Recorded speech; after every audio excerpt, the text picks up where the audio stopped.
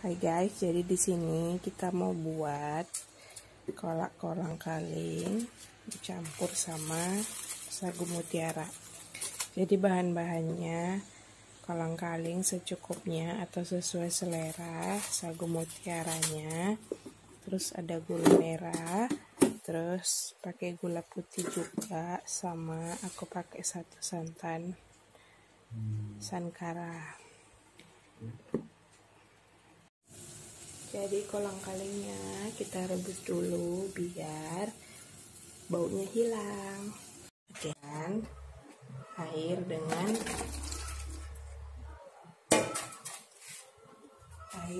kolang-kalingnya supaya hilangnya bau. Udah, sementara itu guys, kita rebus sagu mutiaranya dulu. Jadi kolang-kalingnya tadi udah dipisah. Jadi untuk sementara kita rebus dulu sagu mutiaranya sampai matang nih guys.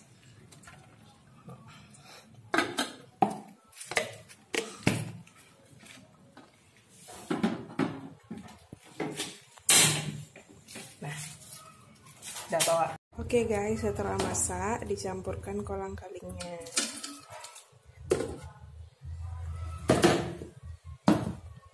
Lalu dikasih air untuk merebus lagi. Diamkan sebentar.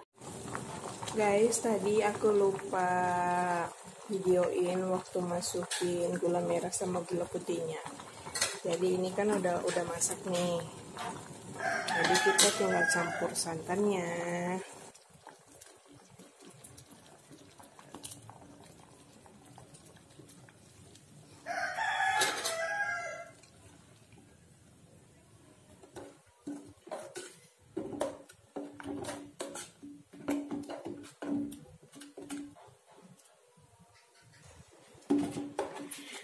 Setelah itu diaduk-aduk sampai mendidih. Nah, ini udah mendidih kan guys. Siap deh, tinggal dicobain. Oke guys, jadi ini dia kolak kolang-kaling sari mutiaranya. Saya coba ya guys, panas-panas. Someone has been here.